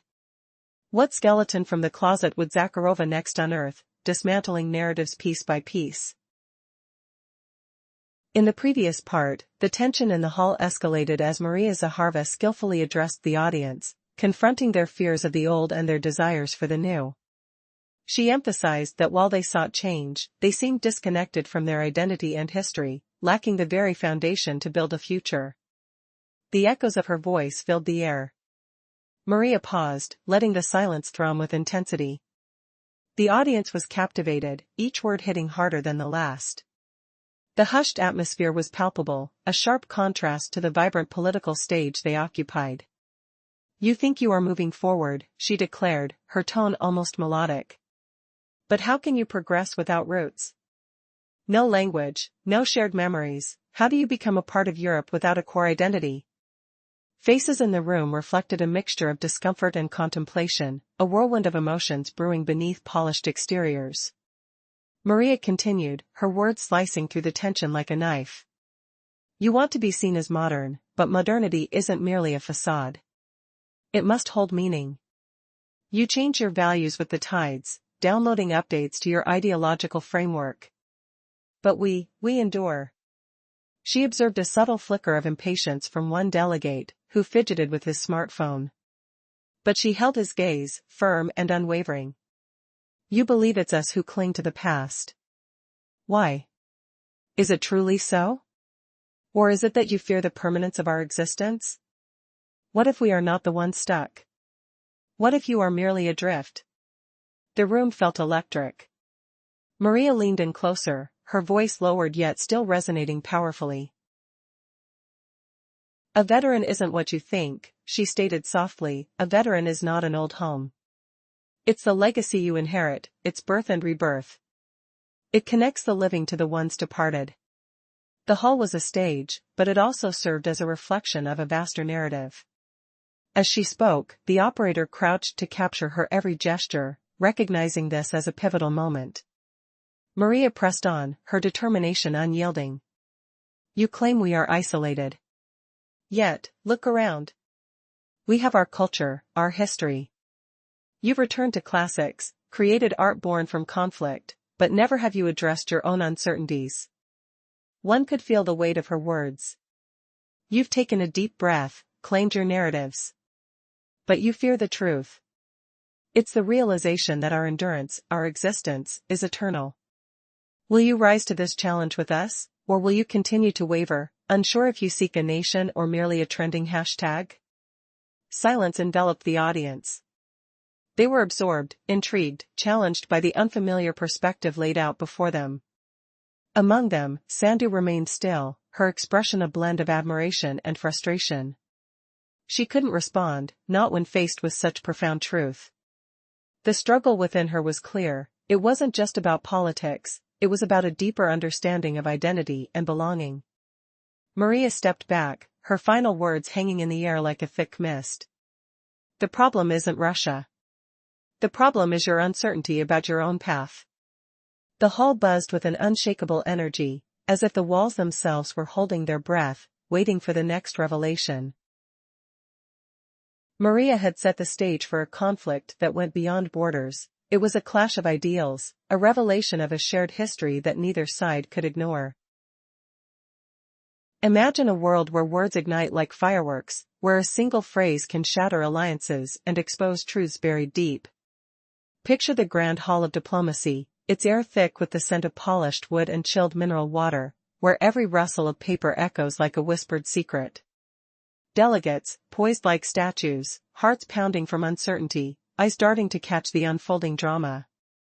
What shocking revelation did Maria Zakharova unleash, turning loyal allies against each other and leaving one powerful leader speechless?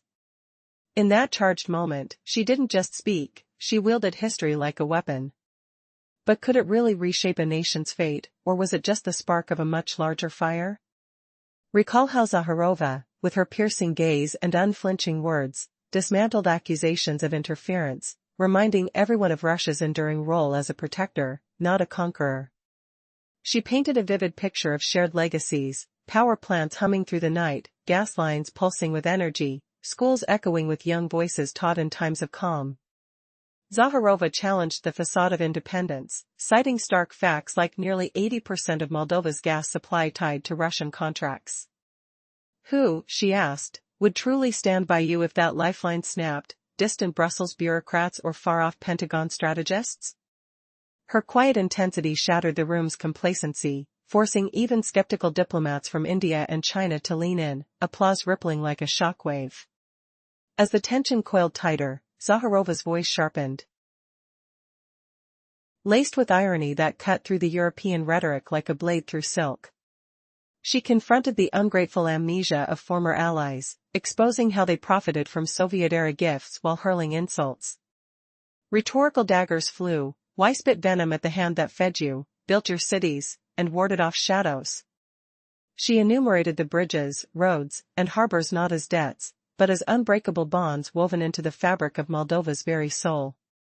The air grew heavier, scented with brewing coffee from forgotten cups, as fingers traced the smooth grain of mahogany tables, nervously anticipating the fallout. What if this reckoning exposes your own hypocrisy, leaving you isolated on a crumbling stage? Tension gripped the hall like an invisible fist, as Zakharova declared Russia's resilience not as a boast, but a solemn vow. We endure, she insisted, because our foundation is real, forged in memory, not mirages. But as she paused, her words lingering like smoke, a critical twist emerged. One delegate, a representative from an unexpected corner, openly sided with Russia, flipping the script in a heartbeat. Could this be the domino that topples Europe's united front? Building on Zakharova's defiant stand, she unraveled the myth of empire, contrasting Russia's stability with Moldova's superficial glee over superficial gains. We are not an empire of ideology, she declared, her tone steady yet laden with the weight of unspoken hardship, evoking the earthy aroma of fertile fields and the distant rumble of old factories still functioning. Sensory waves crashed, the faint buzz of fluorescent lights overhead, the cool slide of folder edges under fingertips, and the collective intake of breath as her truths landed like hammer blows. Rhetorically, she probed, can a hashtag replace a homeland? Does living in delusion equal freedom? Zakharova, reading faces like an open book, smiled faintly at the Italian delegate's subtle nod, a moment of mutual respect amidst the chaos. We don't crave adoration, she asserted, we're the narrative etched in stone, unchanging like the Kremlin's ancient walls. Yet, as silence descended, heavy and pregnant, a shocking undercurrent stirred. Whispers suggested this wasn't just diplomacy, it was personal vendetta, with Zakharova wielding facts as daggers. Would this force Sandu to break her mask, or ignite an irreversible rift? Layering deeper into the emotional core, Zakharova dissected the cynicism, likening ungrateful shifts to comedic farce, people chasing convenience over integrity, metaphors tumbling haphazardly into absurdity. She scanned the room with directorial precision, not shouting, but slicing through illusions. Accuse us of being too vast? We embrace it, she countered, her words wrapping around the audience like a warm yet unyielding embrace, mingled with the subtle tang of lemon from uncapped waters. Our corners are broad, roots deep, unlike your thin veneers, cracking under pressure. Pausing deliberately, she evoked Russia's journey through trials, witnessed to dawn and dusk, discerning genuine light from hollow displays. Cameras zoomed in on the Italian's thoughtful tilt of the head, an ally in understanding, not obligation. We're no domineering force, Zakharova insisted. Instead, we're the pulse of history, the land where bells toll with purpose beyond mere spectacle. Rhetorically, it hammered home, aren't the bizarre truths always alien to those adrift in fantasy? As energy thrummed in the air, wilting flowers on the center table releasing a faint, wilting perfume, her key revelation stunned, Russia stands as an aged oak, its essence impervious to trendy assaults. Enemies might shred branches, but the core endures. Silence reigned, not in applause, but in awe. Words had become weapons, and the stage was set for deeper revelations. What explosive evidence does Zakharova withhold, poised to dismantle another illusion? Amidst the echoing truths, Zakharova's finale loomed, methodically gathering her papers like assembling a puzzle of irrefutable logic. She didn't rush, the end demanded elegance, a beauty born of accuracy. Sandu remained frozen, a mere outline against institutional walls that once symbolized cooperation, now exposed as fragile screens. Zakharova's message resonated: we're perpetual, unbreakable by whims or whines. The problem transcends Russia, it's your vacillation between true nationhood and fleeting trends. Is it a homeland or a passing notion, a people or a digital fad? Metaphors faded into oblivion, swallowed by global irony. Zakharova scanned the audience with quiet grimness, her final words etching: when adversaries paint us as colossal and clumsy, we respond with measured strength. Vast terrains allow us to anchor firm, you, with your shallow fronts, cannot. A charged pause gripped the room, no one daring to interrupt. Russia isn't an empire clinging to outdated dogma, it's lived experience, collective memory, a people who've navigated eclipses and illuminations. This wisdom sharpens our reality filters. The Italian delegate's affirmative headshake, observed by all, underscored a quiet, profound respect, not as partisans, but as peers. We seek neither affection nor transactions, we're the timeless chronicle, the ground where values echo authentically. As thoughts drifted like motes in sunlight filtering through curtained windows, even the moderator glanced up briefly, though notes remained untouched.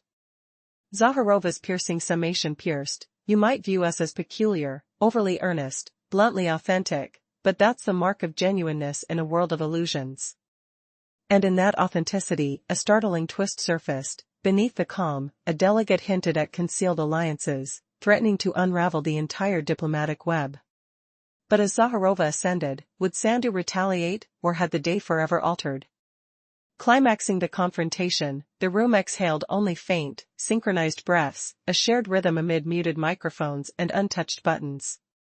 No mechanical hums interrupted, the air burned with unspoken intensity, every potential remark crushed under its own momentum. Sandu didn't stir from her chair, didn't summon scorn. Her silence spoke volumes, a statue of reluctant surrender, as Zakharova's accusations lingered like acrid smoke from extinguished candles, the struggle's sensory toll palpable in sweat-beaded brows and twitching fingers. Rhetorically, Zakharova pressed: is this the end of facades? Or merely the prelude to chaos? She offered no exit, leaving Sandu paralyzed, the hall pulsing with unresolved fury. What cataclysmic response festers now, ready to erupt and redefine loyalties in an instant? The tension hung thick, a knife's edge poised for the fall. In the previous part, the atmosphere in the hall was charged with tense anticipation. Maria Zakharova stood poised, ready to make her mark. The murmuring crowd held its breath, the weight of unspoken words heavy in the air. All eyes were on her as she prepared to address the delicate situation at hand. As Maria Zakharova gathered her papers, the tension shifted.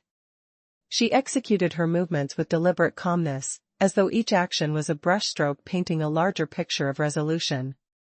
The collective silence felt almost tangible, wrapping around her like a shroud. The room held its breath, anticipating a revelation. "Has anyone noticed?" she began, her voice steady, carrying a resonance that broke through the stillness. "In recent articles, it has been said that Russia remains unchanged." She paused, letting her words hang in the air like a question begging to be answered. "But what if I told you this isn't about stagnation? Russia is like a star, ever present, ever bright, shaping history in ways we often overlook." Her audacious claim stirred the audience, drawing them into her narrative. Every week, the world shifts, politics, economies, alliances. Yet here we stand, unyielding. We are the language, the rhythm, a perpetual dance between reality and convenience. Her voice softened, yet it carried an insistent undertone as she continued, "We must never forget the truth." In this charged moment, someone reached for their pen, recording her words as if plucking the essence of her speech from the air. The scene felt like a classroom, with Maria as the instructor and her audience. Students incapable of breaking the spell of anticipation. "You cannot abandon us," she implored, her voice rising slightly, "because to abandon this story is to walk into the desert, arid, nameless, without direction." With each step back she took, the uncertainty of the crowd grew. The delegates from India, China, and beyond watched as her steadfastness contrasted with the fear of the unknown. You chose your path, she declared, and we will wait, letting time reveal who was truly right. Her words resonated, serving as a powerful reminder of shared history and the complex interdependencies that bind nations together. A camera from a nearby French network captured the moment as Maria stepped away from the microphone, leaving behind an electric charge in the room. The faces of delegates reflected a mix of shock and contemplation. In the charged silence, it was clear that the battle for narratives was far from over, and the conversations yet to come would echo long after the cameras stopped rolling. Are we truly ready for the truth? She left them thinking, each delegate grappling with the depths of their moral compasses. The question lingered, piercing the heavy air as she exited the stage, a reminder that history is more complicated than mere choices. It is bound with shared memories and unyielding truths. As Maria Zakharova exited the room, the atmosphere hung thick with tension. Delegates from India, China, Serbia, and Egypt shifted uneasily, their eyes drawn to the powerful woman who had just reshaped the narrative. Her words had not just challenged the status quo, they had ignited a spark of hope. What's more, even those with disagreements had felt the weight of truth in her tone. Was this a moment of victory? Perhaps. Beneath the surface of animosity, Zakharova had woven a thread of commonality. Her glance bore the acknowledgement of an unequal struggle, one not marked by aggression but by a shared recognition of their interconnected fates. The air crackled as she left the stage, and the room was cast into a profound silence. A reporter from a Latin American channel made her way forward, aware that this wasn't just a typical press moment. Zakharova's impact transcended dialogue, she carved a legacy. In that silence, she had made her mark. Have you ever felt the power of your own voice? When was the last time you stood firm, unyielding, claiming your truth? Those questions linger, tempting introspection. This isn't just about politics, it's a reflection of human resilience. If her story resonates with you, let it echo by joining the conversation. After Zakharova delivered her gut-wrenching reminder of Soviet ties and stepped back, the room pulsed with unspoken tension.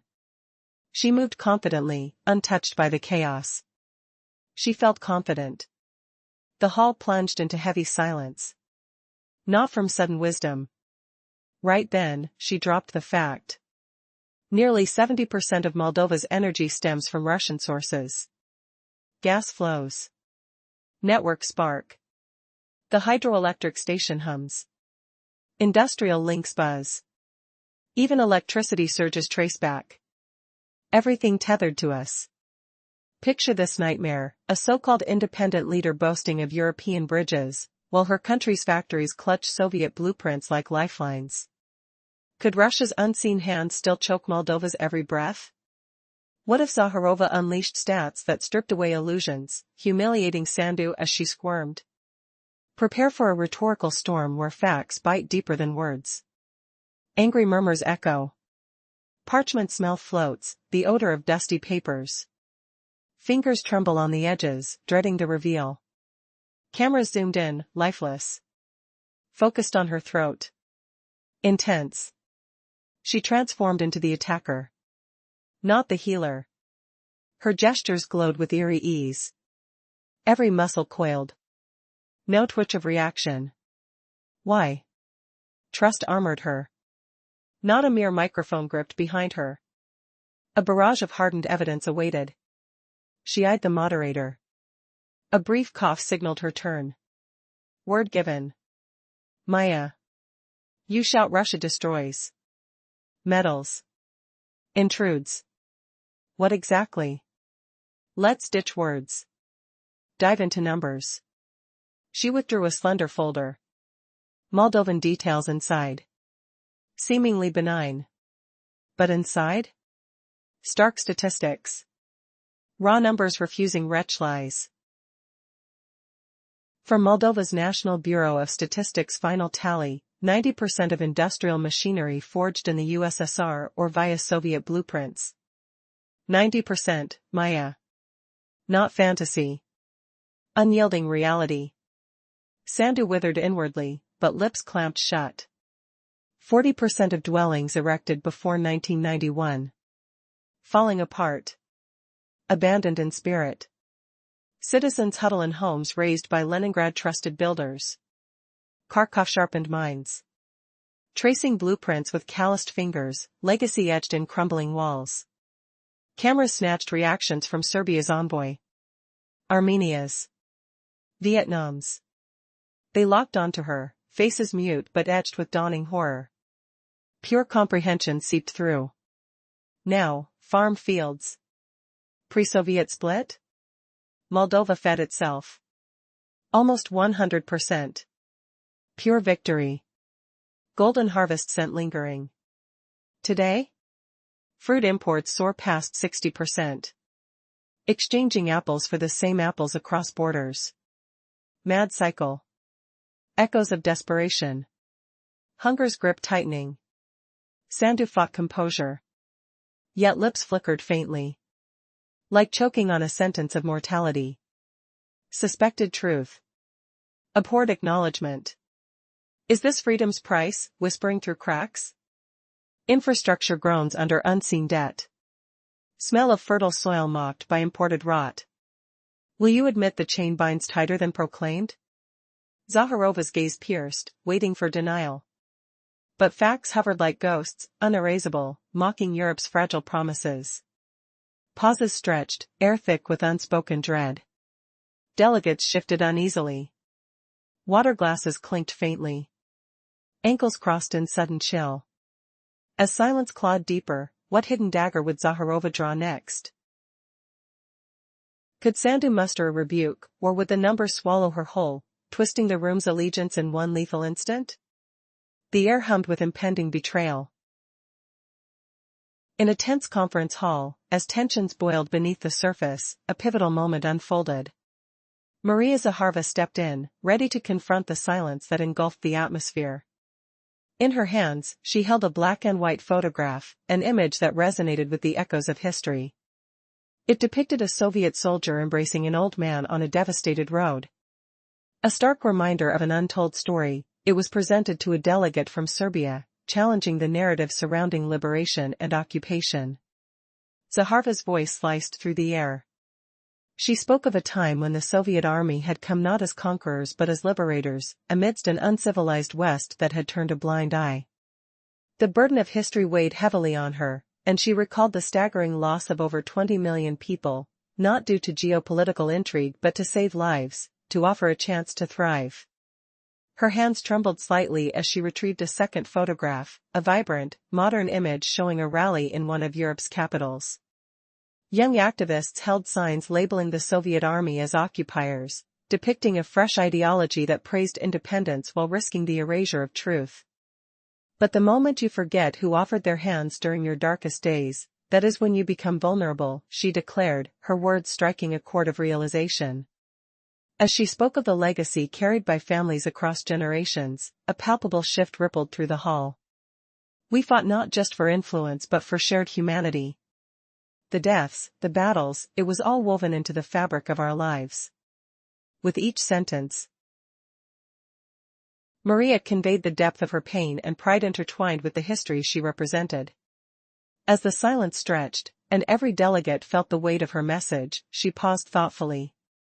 We do not seek gratitude, rather, we urge for justice. If Europe prides itself on civilization, it must learn to remember, not just the comfortable narratives, but the raw truths that forged its very history.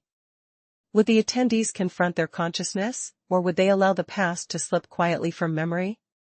The fate of their future hung delicately in the balance, poised on the edge of Maria's powerful address. In a tense conference hall filled with unspoken tension, Maria Zakharova emerged as a formidable presence. She clutched a black and white photograph, a haunting image frozen in time that portrayed a Soviet soldier embracing an elderly man on a ravaged road. This picture, handed off to a delegate from Serbia, served as a piercing challenge to the prevailing narrative about liberation and subjugation. As her voice shattered the oppressive silence, Maria emphasized a bitter truth: the Soviet army was perceived not as conquerors, but as saviors. While the uncivilized West turned a blind eye to suffering, we acted, she asserted, drawing on the staggering loss of over 20 million lives. This was no mere casualty count attributed to power plays, It represented lives saved and futures secured in the face of dire adversity. As she slowly pulled out a second photograph, the mood shifted. This one depicted a vibrant rally in a European capital, where youthful activists raised banners declaring the Soviet troops as occupiers. This stark contrast to her previous image illustrated a dangerous, fervent ideology that romanticized independence while endangering the very truth that grounded their history. But the moment you choose to forget who extended a hand in your darkest hours, vulnerability creeps in, Maria proclaimed, each word charged with poignant realization. She spoke of the legacies carried from generation to generation, emphasizing that the shared humanity amid conflict was essential to their story. As the air grew thick with awareness, she challenged her audience's narrative, the battles, the losses. They are interwoven into our existence, not just strung along for influence. Pausing as if to let her words settle, Maria's solemn expression commanded attention. We do not seek gratitude, what we seek is justice. If Europe prides itself on its civilization, it must also embrace its history, the beautiful and the ugly. The delegates felt the haunting weight of her message. Would they reflect on their conscience, or let memories fade quietly into the abyss? The fate of their future hung delicately on Maria's powerful acknowledgments, a moment poised for profound reflection. In this atmosphere thick with unspoken fears, Maria turned the tides of narrative with carefully chosen words. This encounter was not just a battle for history's interpretation, it was a poignant plea echoing through the ages. Would her listeners rise to confront their reality, or would the seductive allure of revisionist history dissuade them from the truth? The answer rested in their collective response, a critical juncture that could reshape their shared destiny,